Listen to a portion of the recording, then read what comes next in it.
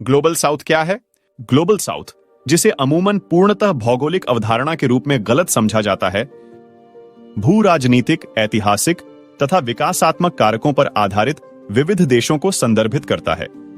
हालांकि यह मात्र अवस्थिति द्वारा परिभाषित नहीं है, यह मोटे तौर पर विकास संबंधी चुनौतियों का सामना करने वाले देशों का प्रतिनिधित्व करता है। ग्लोबल साउथ में शामिल कई देश उत्तरी गोलार्ध में स्थित हैं, जैसे भारत, चीन तथा अफ्रीका के अर्ध उत्तरी हिस्से में स्थित सभी देश, जबकि ऑस्ट्रेलिया तथा न्यूजीलैंड, जो दक्षिणी गोलार्ध में हैं, ग्लोबल साउथ में शामिल नहीं हैं। ऐतिहासिक संदर्भ: ब्रांट लाइन।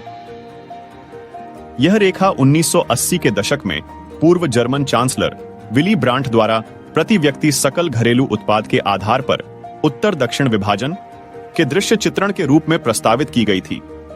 यह रेखा वैश्विक आर्थिक विभाजन का प्रतीक है, जो ऑस्ट्रेलिया और न्यूजीलैंड को छोड़कर अफ्रीका, मध्य पूर्व, भारत एवं चीन के कुछ हिस्सों को कवर करते हुए महाद्वीपों में टेढ़ी मेढ़ी होती जा रही है। G77 वर्ष 1964 में 77 देशों का समूह G77 तब अस्तित्व में आया जब इन देशों ने जिनेवा में व्यापार और विकास पर संयुक्त राष्ट्र सम्मेलन UNCTAD के पहले सत्र के दौरान एक संयुक्त घोषणा पर हस्ताक्षर किए। G77 उस समय विकासशील देशों का सबसे बड़ा अंतर सरकारी संगठन बन गया। ग्लोबल साउथ का पुनरुत्थान, आर्थिक गतिशीलता, कोविड-19 के कारण आर्थिक असंतुलन, महामारी ने मौजूदा आर्थिक असमानताओं को बढ़ा दिया, सीमित स्वास्थ्य देखभाल, बुनियादी ढांचे, बाधित आपूर्ति श्रृंखलाओं और लॉकडाउन के प्रति संवेदनशील क्षेत्रों पर भारी निर्भरता के कारण इसने ग्लोबल साउथ देशों पर प्रतिकूल प्रभाव डाला।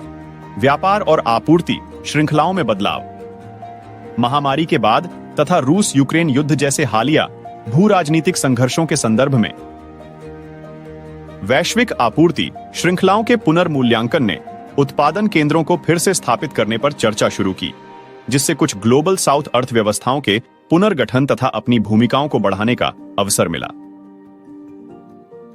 भू राजनीतिक वास्तविकताएं: ग्लोबल साउथ की सामूहिक आवाज ने G20 जैसे अंतरराष्ट्रीय मंचों पर लोकप्रियता हासिल की, जिससे शक्ति की गतिशीलता में बदलाव आया और उनके दृष्टिकोण तथा हितों पर अधिक ध्यान देने के विचार को बढ़ावा मिला। For more educational videos, subscribe to ज्ञानबाजी।